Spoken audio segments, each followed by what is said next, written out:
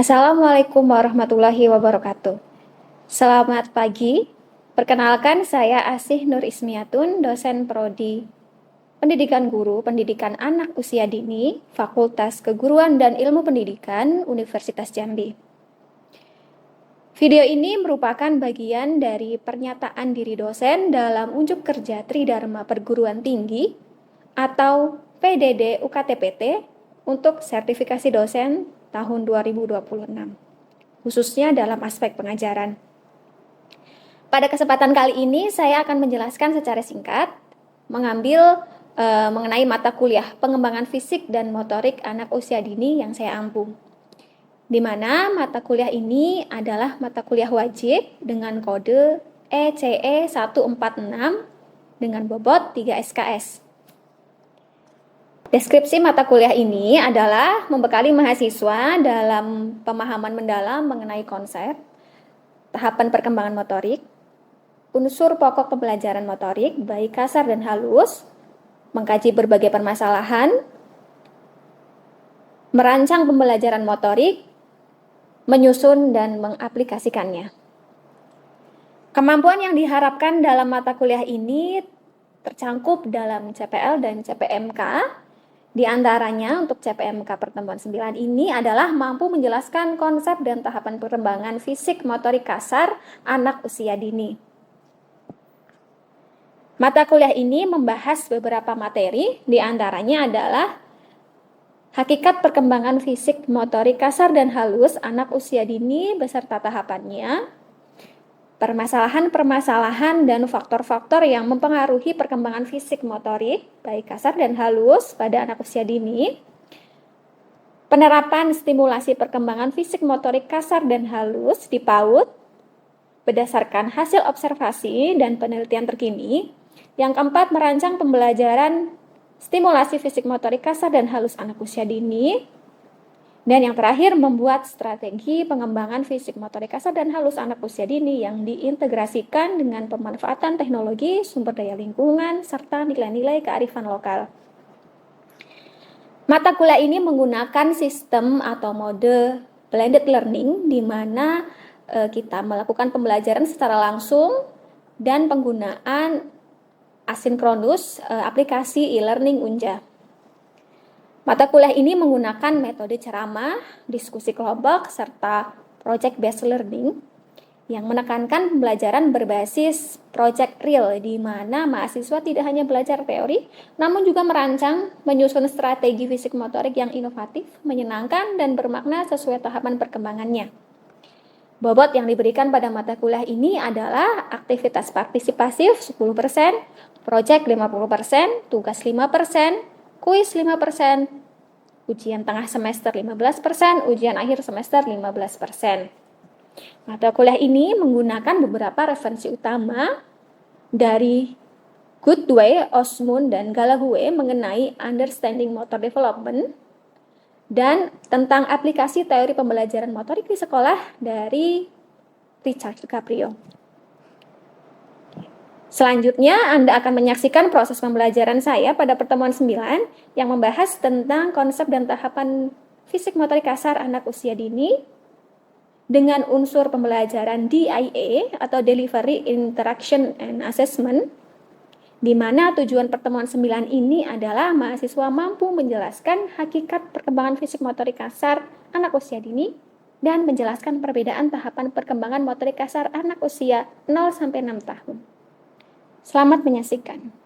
Bismillahirrahmanirrahim. Assalamualaikum warahmatullahi wabarakatuh. Waalaikumsalam warahmatullahi wabarakatuh. Selamat siang teman-teman.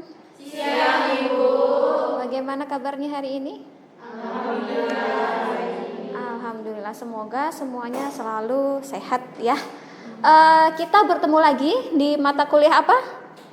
Pengembangan fisik dan sip. Baik, sebelum kita mulai perkuliahan, supaya ilmu yang nanti kita dapatkan bisa membawa keberkahan dan kebaikan, kita berdoa dulu ya. Berdoa dimulai.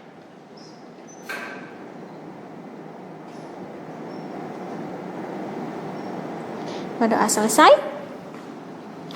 Baik teman-teman, kita hari ini pertemuan ke-9. Artinya minggu lalu teman-teman UTS. Oke. Gimana perasaannya UTS-nya? Memuaskan? Alhamdulillah. Semoga dapat hasil yang bagus ya, sesuai dengan yang diharapkan. Baik, amin. Nah, sebelum kita lanjut, presentasi dulu teman-teman, silahkan diisi matrisnya supaya nanti bisa terdeteksi ya siapa yang absen, siapa yang masuk.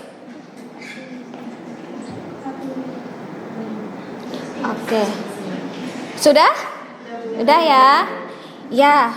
Kita di pertemuan 9 ini memasuki materi yang baru, yaitu hari ini kita akan membahas definisi tentang perkembangan motorik kasar. Ya, nanti akan dilanjutkan dengan bagaimana mengenal tahapan-tahapan perkembangan motorik kasar anak usia dini dari 0 sampai berapa kalau di Indonesia? 6 tahun. Oke, alhamdulillah masih ingat ya. Oke, sebelumnya kita lanjut ke materi hari ini. Kita review dulu materi yang kemarin teman-teman ya. Di pertemuan 1 sampai UTS kita sudah membahas perkembangan motorik halus. Nah, saya pengen dengar salah satu siapa yang mau mungkin mengulas ya, apa sih sebenarnya pembelajaran motorik itu secara umum. Silahkan siapa yang ingin berpendapat. Oke, silahkan Mbak Yosifa. Baik Ibu, terima kasih Ibu telah memberi saya waktu untuk menjawab. Menurut saya dari hasil yang kemarin itu sudah saya pelajari, bahwasanya belajar motorik itu adalah proses perolehan dan pengembangan keterampilan gerak tubuh yang melibatkan koordinasi antara sistem saraf, otak, dan otot Ibu. Oke. Nah, kalau motorik halus itu sendiri identiknya menggunakan otot apa? Jari. Di jari ini otot kecil atau otot besar? Otot kecil yang berpusat di jari ya, atau koordinasi mata dan tangan. Oke.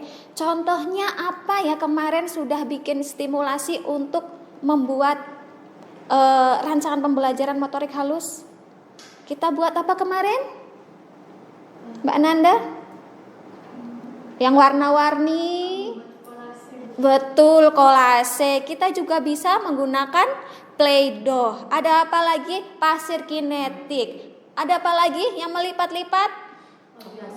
Origami dan lain sebagainya. Banyak sekali stimulasi motorik halus yang bisa dilakukan ya. Teman-teman sudah belajar untuk mengembangkannya kemarin ya.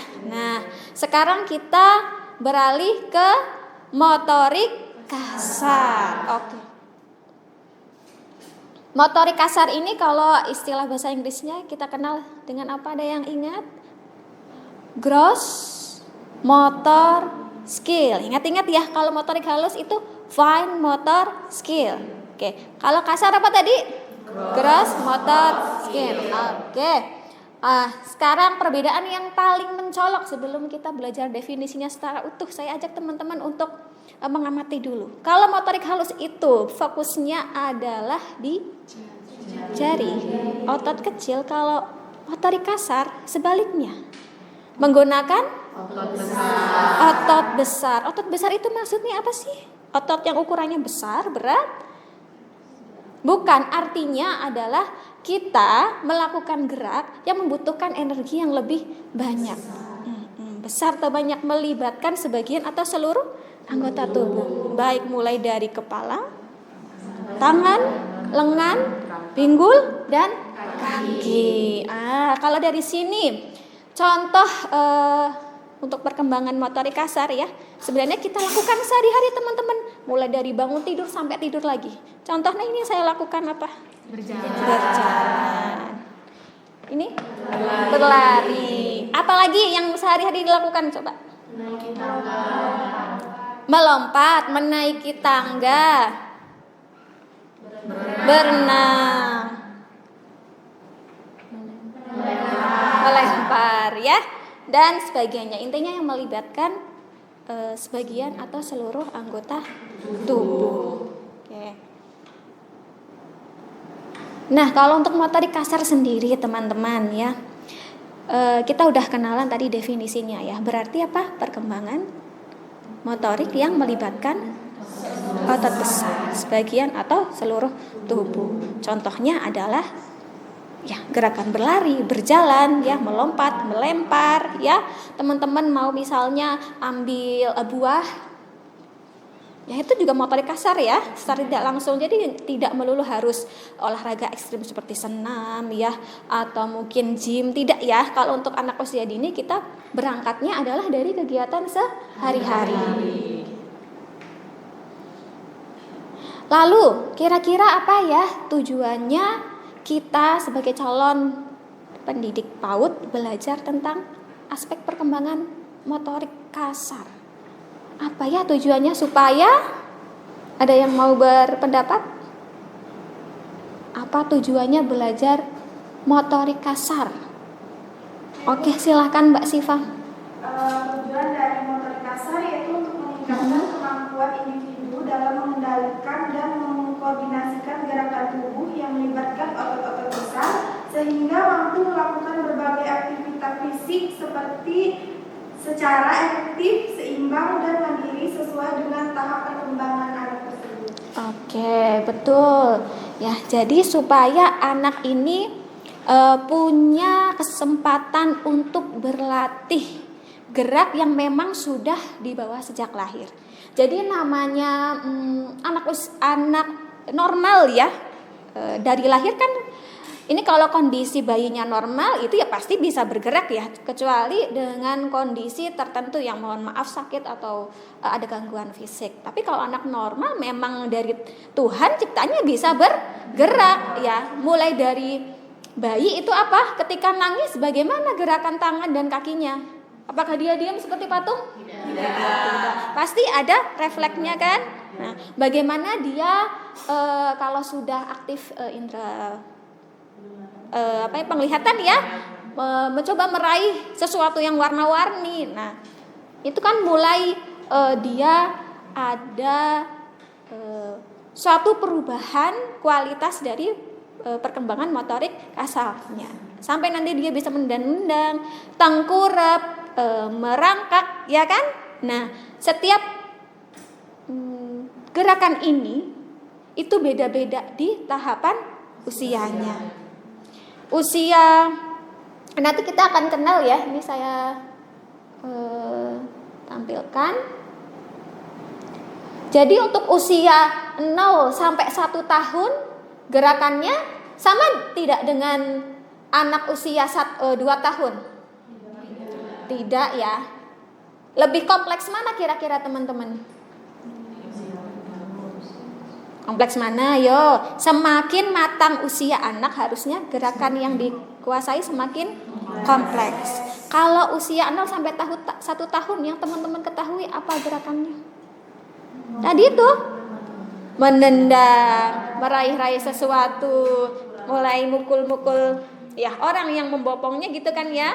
Nah, nanti 3 bulan bisa tengkurap ya, bisa duduk. Nah, mulai merangkak dan tertatih-tatih untuk berjalan. Sampai akhirnya otot yang di dalam tubuhnya itu matang. Nah, kalau kematangan yang ada di dalam tubuh itu sudah semakin baik, artinya dia mulai mampu menggerakkan tubuhnya dengan lebih kompleks. Usia 1-2 tahun sudah bisa berjalan. Usia 2-3 tahun sudah mulai berdiri dengan apa nih? 1 kaki, bisa melompat juga. Ya, artinya apa teman-teman? Ya, satu nih ya poin yang mempengaruhi perkembangan motorik ya, atau motorik kasar yaitu apa tadi? Kematangan otot. Ya, kematangan otot. Gitu.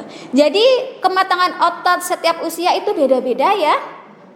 Ingat, kita nggak bisa memaksa anak 1 tahun untuk langsung menendang bola seperti anak usia 5 tahun. Karena apa? Karena otot pembentuk untuk dia mampu berdiri dia mampu menjaga keseimbangan, itu belum terbentuk. Dan seperti itu.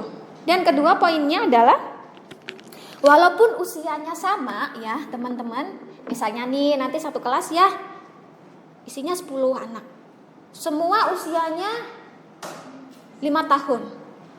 Walaupun usianya sama, tapi perkembangannya, kecepatan perkembangan motoriknya bisa berbeda.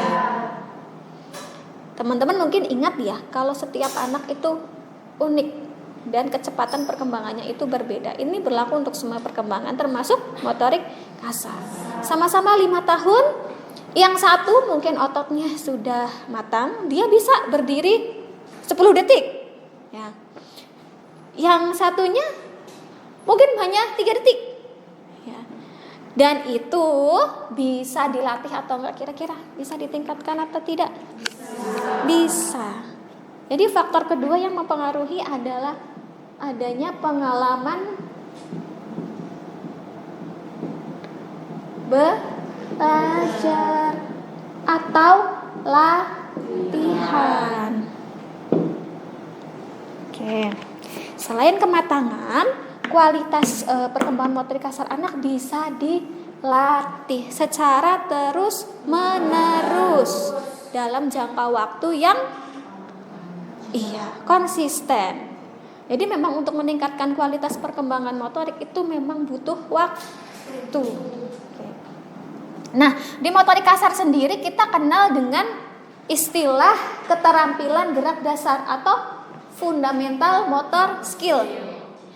Di FMS atau fundamental motor skill ini dibagi menjadi 3, yaitu gerak lokomotor, non lokomotor, dan manipulatif. Nah, gambarannya kalau gerak non lokomotor adalah gerak yang dia tidak berpindah tempat. Contohnya gerakan keseimbangan. Contoh kalau teman-teman warming up atau pemanasan nih,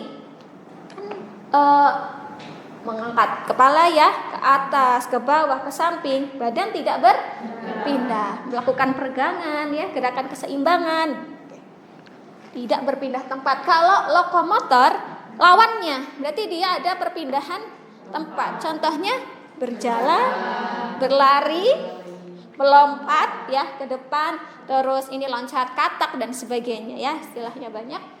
Kemudian manipulatif adalah gerakan yang melibatkan benda.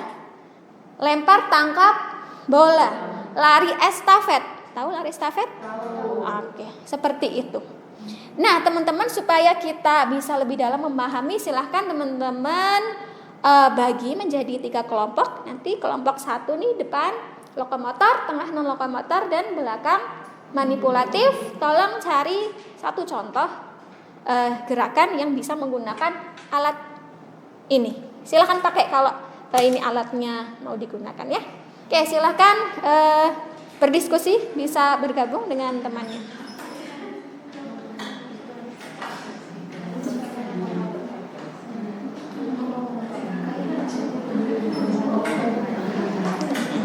Boleh, silakan melingkar. Lingkar. Depan non lokomotor. Tengah lokomotor. Belakang manipulatif. Oke, cari 1 contoh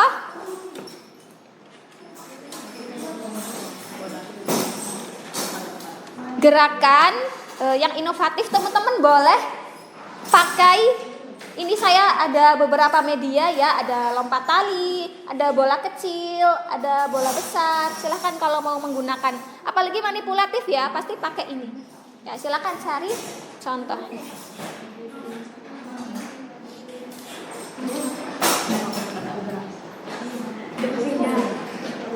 Oke. Non lokomotor, silahkan buat banyak sekali itu ya. Misalnya ada lompat katak, ini lompat katak. Nah, jongkok kan? Nah, apa lagi?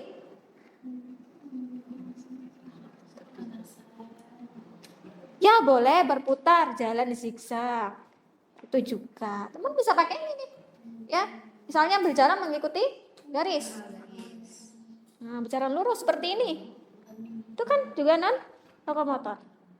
Oke? Oke, semangat. Kemudian non lokomotor. Non. Silakan. Mungkin fokus keseimbangan ya. Meniru angsa. Ya, pesawat terbang boleh. Manipulatif. Silakan pakai yang ada di sana, lempar tangkap bola. Iya. Atau melempar ke sasaran. Menendang ke sasaran. Ini boleh. Ya.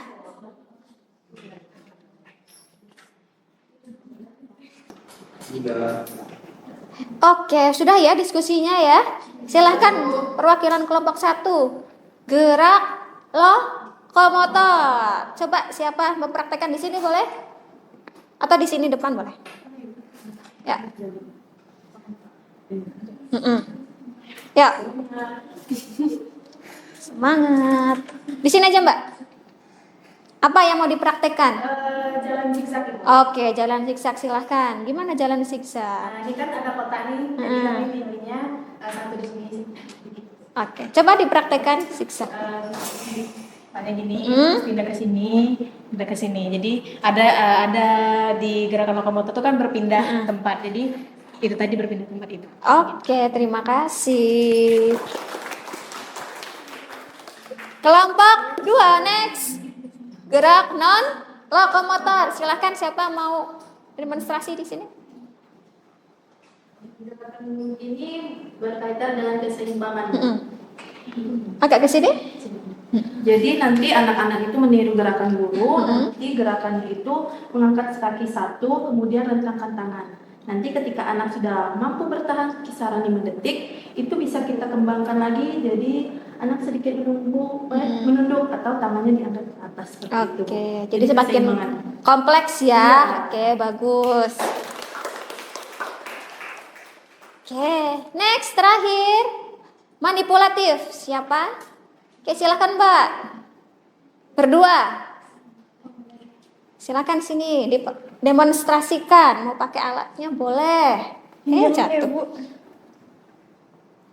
Jadi di sini dalam keterampilan ini kami mengambil melempar dan menangkap.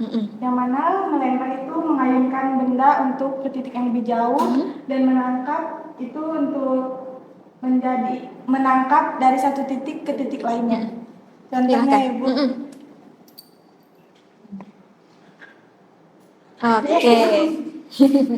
Ya, perlu diketahui ini jaraknya berapa meter nih? Jauh. Lumayan ya. Ingat kalau untuk anak usia dini kita harus ingat yang melakukan itu anak-anak bukan orang dewasa. Jadi jaraknya cukup 1 meter saja. Anak-anak ya. Kalau kalian sih ini mudah ya. Cuma kalau anak-anak kita harus perhatikan tingkat kompleksnya ya. Oke, terima kasih Mbak Syarani, Mbak Siva. Silakan duduk kembali. Oke. Alhamdulillah teman-teman kita sudah mengulas materi tentang definisi pembelajaran motorik kasar dan sedikit gambaran tentang tahapan perkembangan. Yang sama atau beda setiap tahapan usia? Berbeda. Semakin usianya naik, gerakannya semakin kompleks ya.